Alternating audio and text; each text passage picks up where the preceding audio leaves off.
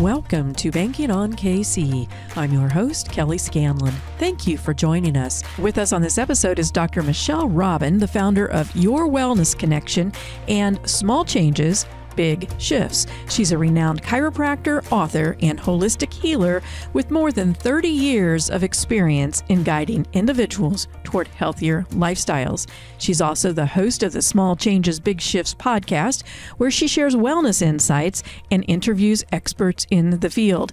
In recognition of January as Healthy Habits Month, we've invited Dr. Robin to share some of her insights into the actions that can lead to lasting wellness. Welcome, Dr. Robin. Thanks, Kelly. Well, it's always fun to be with you because I started doing a podcast because of you.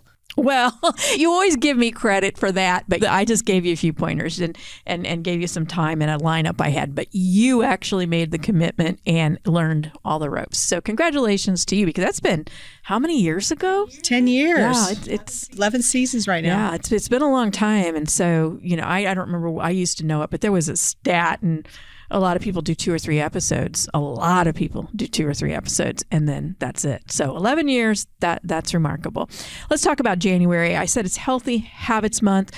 We know that it's a well-known time for resolutions, for people to make commitments about new habits.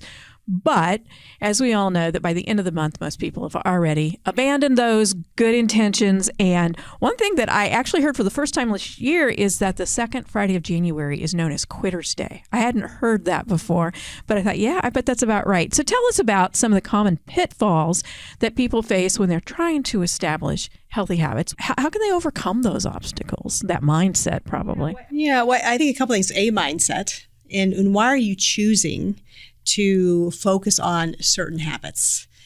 And why are you shifting those? We have a saying, if you know the why, it's easy to comply. So like, why would you drink water before you drink coffee in the morning? Why would you give up diet soda? Why would you want to go for a walk after you eat? There's so many reasons why we should do things to be well, and people don't know that. They're more concerned with how they look in a mirror. Yeah. I think that's important because you got to like yourself, but what's really important is the word that I think about is well-being. And the word well-being in the dictionary means happiness. And it's hard to be happy in your body when your skin hurts, or your stomach has a bellyache, or you have a headache, or you just feel anxious and you can't sleep. So what I really encourage people to do is think about who do you want to be a year from now? How do you want to feel? Who do you want to be? What do you want to look like? Let's say you're taking 5 medications, you want to get off some medications. So that could be something that you look at doing is why do I want to change my lifestyle? And maybe thinking about changing one thing a month or the next 12 months, and you'll change your life forever. And think about it like a tool belt. As a kid, let's take dental hygiene.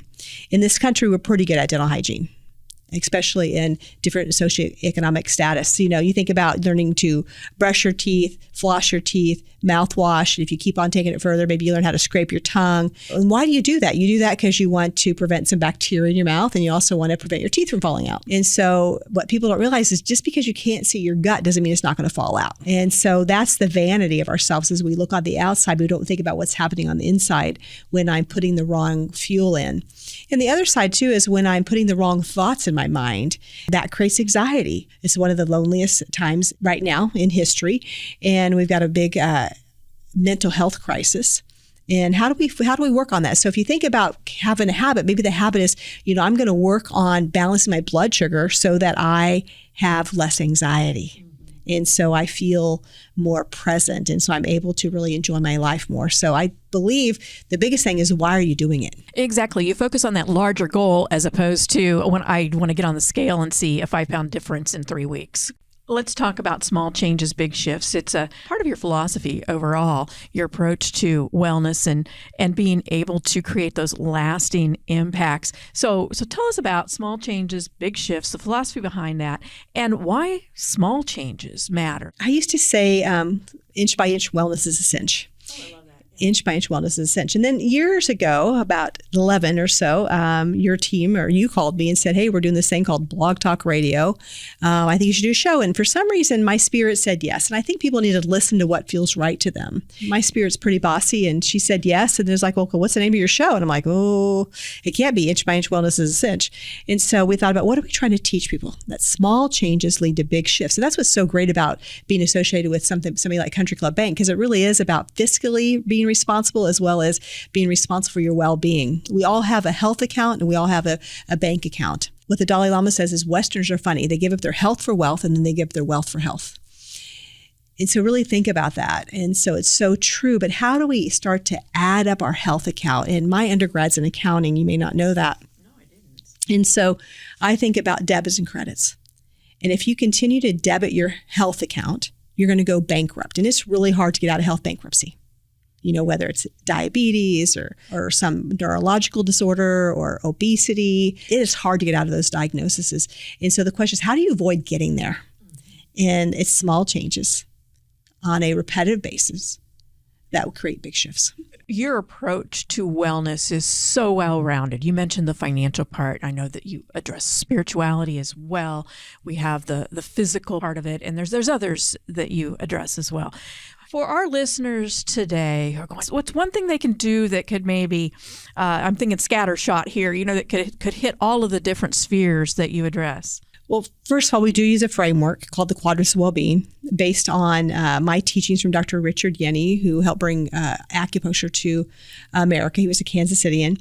And it talked about 4 aspects: mechanical, chemical, energetic, psychospiritual, much like running a business: operations, marketing, finance, and leadership. Mm-hmm. And you would never run a business on one aspect.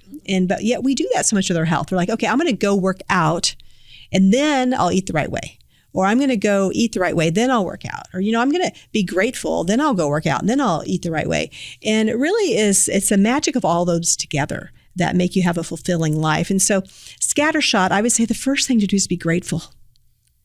How can we be grateful for I walked That's in here on my own 2 feet. And some people don't have that liberty. I'm able to hear you pretty well. I'm aging. My hearing's changing. My vision's changing. But you know what? I'm able to see you. I'm able to hear you. I'm able to have my heartbeat. I'm able to swallow. And so the best way to change your life, and the biggest scattershot would be, is to be grateful. Okay. And that lifts you up. You just feel better automatically by being grateful. Well, it changes your neurotransmitters. Is that so? There's a science behind it. There's a science behind it. It's like being kind. There's those neurotransmitters, the dopamine and serotonin, and what happens is those start to shift, and you feel better about yourself. You feel more motivated, and you're able to look at life with a little bit more of a positive outlook. So gratitude changes everything, and it's true. So I've actually been practicing a new thing. Kelly, the good news is I get to take my own medicine. And I'm always looking for ways to help people. I have my favorite product that we've ever created. It's called Snackable Deck, 52 Tips for Being Well. And I love it because it's 13 for each quadrant. And so I'm always looking for things to enhance my own well-being, and then I share that. And so what I've been doing in the last 50 days is a new meditation. It's a 21-day, but I've been doing it about 50, 11 minutes by Jess Heslop, and it's about gratitude. It has changed my life. And for me to say that after being in this space for 40 years is amazing. One of the things that you are now doing, you're an executive wellness coach. And so in your experience in that role, how does focusing on personal well-being translate to success in the workplace? Because we have a lot of business professionals listening to this podcast, and some might not think that if you're feeling great personally, that's going to actually make them a better associate, a better business owner, whatever it might be. I would ask that question backwards to them. When life is going well in your business, are you a better friend? Are you a better spouse? And so we cannot segment our lives anymore. It's that whole thing. It's that work-life integration. And so I would just flip the question and say, can you be effective at home when you're super stressed at work? And the answer is probably no. And so can you be effective at work when your body's not functioning well? You may look like you're being effective. You may be making money, but are you truly making the difference you want to make? And are you being the leader that we're all called to be? And it's really hard to be a great leader when you're not sleeping. It's hard to be a great leader when you have to take different medications to kind of function through life, or where you are in pain. So I would reverse that question and say, are you effective at home if your business is suffering? Okay. let's take that a step further. We all know that community also plays a role in wellness. What is that role, and how can business leaders, a lot of business owners listening today, how can business leaders create healthier environments for their teams?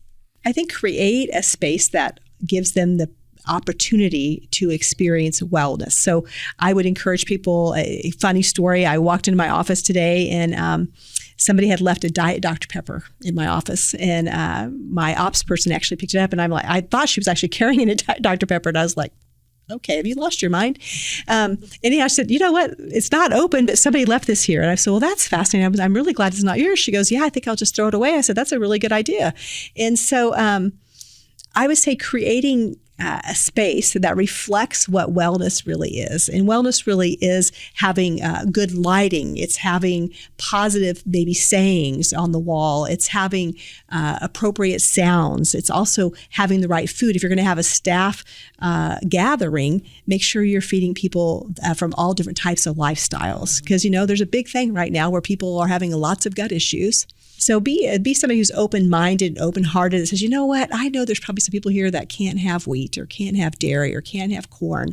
Let me try to bring in some clean eating. And we're lucky because there's so many great places now that will bring you a meal that is healthy, and it may be the best meal they get of the day.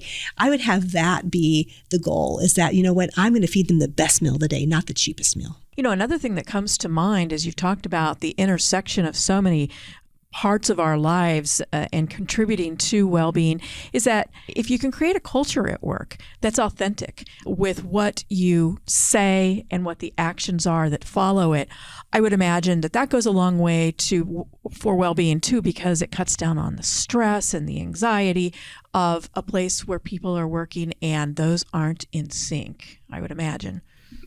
Well, people can call the fraud, the 5-letter F word.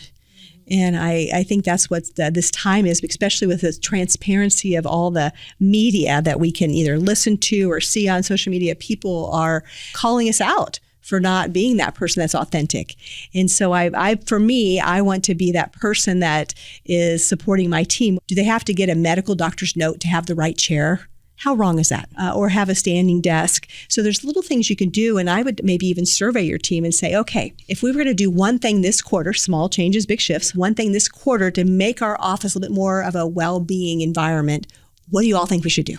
And the very act of asking them makes people feel welcome, makes people feel invited. And again, that elevates people's gratitude for having a job that allows them to have input and just their well-being in general. So it all works together. You talked a little bit earlier about kindness and gratitude. You actually have a formal program, a formal initiative called 31 Days of Kindness. It's gained global attention. So tell us about what that is and take us a little deeper into that relationship between kindness and well-being, not just for the receiver, but also the giver.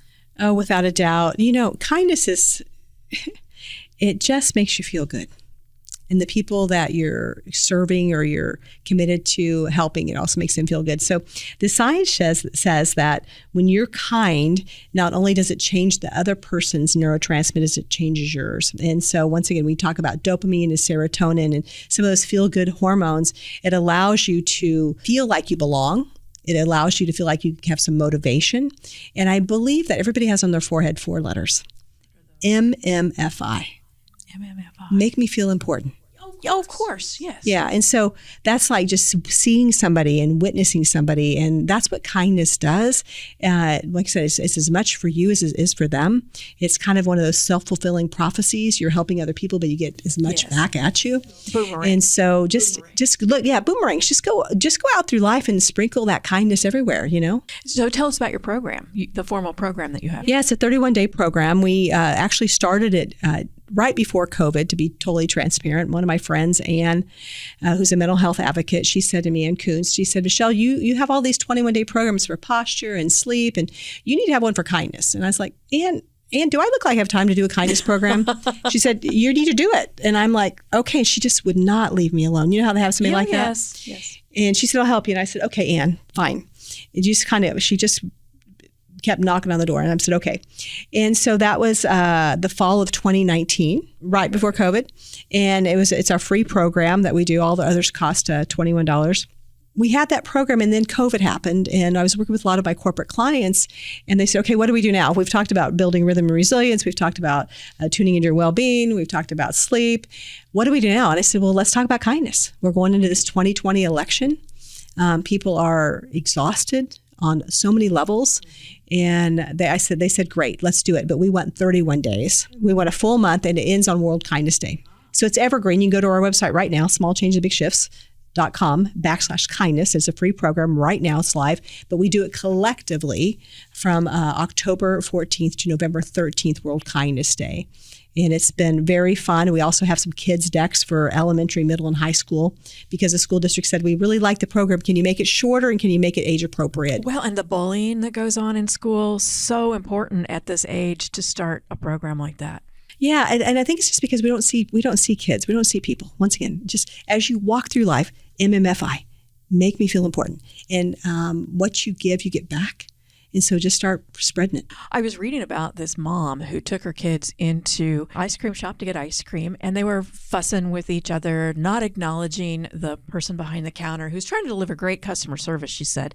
And they weren't acknowledging her, and they were just really not showing respect. And so she let them go ahead and get their ice cream. They didn't thank her when they headed out to the car. And she says, okay, come here. And she asked them if they like their ice cream. They go, oh, yeah. And continued to do what they were doing. And she says, okay, give me your ice cream cones. And she took each one of them. She threw them in the trash. And they were hysterical. It's like, Mom, you're so mean. And she goes, no. You never looked that woman in the eye who was providing this treat that you like so much. You never thanked her. You acted like she wasn't there. So the MMFI was missing there. And I thought, what a mom to instill that in her children. It's with such a great example too. Well, it ties into what we talked about. When you said what would help scatter and help change your life, what's kind of a scattershot approach, gratitude. Mm-hmm. If you want to change your life in 2025, be grateful. Be grateful for your well-being. Be grateful for your family. Be grateful for your pets. Be grateful for your neighbors. Be grateful for your colleagues, for your coworkers that make shift happen. Gratitude truly will change everything. And it's similar to kindness, yet a little bit different. Sure. Why do you think this message has hit such a nerve? I mean, I said at the beginning of the show that you have created a global following when it comes to this. Why do you think that that's something that people crave, really? Have you seen the news lately? Oh, yes. Kelly, all I can say is there's just a lot of stuff going on out in the world. And there's also a lot of great stuff happening. I can't tell you why, except that over the last 20 years, because of having the news everywhere, right in our little pocket, we have gotten a little bit numb. And so I believe that kindness helps us be less numb and more humane. We're here being human beings, not human doings. And so how can we be more in the beingness of this short thing called life? It is so stinking short. I'm feeling it day by day, and I'm sure you are too. And so how do we not take it for granted? You began your career as a chiropractor, as I mentioned, and at some point you became really an evangelist, I guess is the word I would say. You're on a mission for healthy living. What spurred that shift for you? I mean, that was a shift. Not that you weren't creating healthy lives as a chiropractor, but then you had this shift, and it really, you became on fire about this. What spurred that? Truth be known, I went into chiropractic because of the way it made people feel. And so I'm not a huge scientist. I've gotten much better at it through the years, had to get much better at it. And I just really loved the way it made people feel. And from my own personal experience, as a kid that was lost, my chiropractor, MMFI, he made me feel important, like I mattered, because we all matter, and we just need to realize that we do, so we can also sprinkle our magic around. And so, Kelly, when I was 31, I had built this practice. I started practicing when I was 25. I'd built a practice that the way I was taught by truly a bunch of phenomenal male entrepreneurs, all chiropractors. It was, how many people can you see and how much money you're making? And I really just started feeling more and more dead inside. And so I remember one day in August of 97 calling a minister friend of mine and say, you know what, something's wrong. She goes, yeah, you have no joy. And I wasn't really living my purpose. Yes, I was making money. I was actually more successful then than I am now as far as financially, but I was dead inside. And part of it is I never dealt with not feeling like I matter from my childhood and the reason why I was doing something. I think we all want to feel like we matter. We all want to feel like we have worth. And I didn't feel worthy. And so I was the 5-letter F word. I was the fraud. I was the walking around dead, which if you actually truly look people in the eye and from a soul to soul versus role to role, you will notice that people are numb. They're numb and they're just passing by the days. And so I went to get some help. And I realized that my purpose is to help bring this quadrants of well-being to the world. And I want to pour into kids. I call anybody under 40 a kid now. And it's hard to believe. I know. It's like, oh my gosh, how did that happen? Because I want them to make their kids feel like they matter. And I want them to protect their kids, not in a helicopter parenting way, but in a way that you just have your child's back. It's just like that mother. That mother had their back. Right. She said, you know what? No, it is not okay to not witness other people and not be grateful. Right. Right. It gives me chills. I do feel like it's my purpose. I feel like it's my calling. And whether I'm an evangelist or not, I just want to walk the talk and try to live my best life. So hopefully that as I am walking through spaces, people are not falling over because of me not paying attention to them and not caring, that I am bringing light to the world. What is your ultimate goal? Do you have an end goal? You know, I think about end goal. I think about just being the best version of myself, and I want to be the aunt that my great nieces and nephews say, you know what, she showed up for me, she celebrated me, she cheered me on, and not only did she cheer me on, she cheered my friends on, and that when I walk into a room, the room gets brighter because I'm bringing in goodness and not darker because I'm bringing in sadness. You know, as I asked that question, I actually thought to myself, that's not really a fair question to ask you, because given everything that you said today, you are creating situations where people just keep paying it forward. And so it doesn't end. I think that would be the ultimate, that it doesn't end, where, you don't get to be close to 60 and running a business for 30 plus years that you're not thinking about, okay, what's the legacy of this? What's the legacy of my life? What's the legacy of my words? What's the legacy of my business? And so the end goal for me is that Your Wellness Connection becomes a hub where people under 40 bring their kids. They find a haven of positive information, whether it's around their diet, physical activity, their mental health, their nervous system. That's my end goal. If I could tell you that if I was to die tomorrow, that it would live on, and that my team knows that inside our hearts is how do we make young people well. Because you heal a young person, you heal a family, you heal a generation. Nothing wrong with helping older people, but you heal a young person before they have babies, then they transform that generation. If you had to leave our audience today with just one thought, what would it be? Be grateful. Be grateful. Yeah. Well, Michelle, thank you so much. We are very grateful that you took the time. I know you're in the middle of a lot of different things right now, so thank you for taking the time to come and speak with us about this really important topic. And thank you so much for all you do in the world. Well, thank you for having me, and thank you to the team at Country Club Bank for helping us spread the message of small changes, big shifts. This is Joe Close, president of Country Club Bank. Thank you to Dr. Michelle Robin for joining us on this episode of Banking on KC. Dr. Robin explained how small intentional changes, whether they're in our daily routines, workplace environments, or community engagement, can lead to transformative shifts in our well-being. Her philosophy, rooted in gratitude, kindness, and holistic health, challenges us to rethink what it means to truly thrive. She also reminded us that our health, much like our finances, is a balance of deposits and withdrawals, and that maintaining a robust health account is vital for long-term happiness and success. At Country Club Bank, we understand the profound connection between individual wellness and the strength of our community.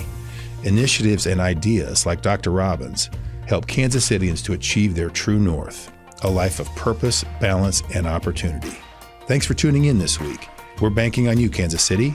Country Club Bank, member FDIC.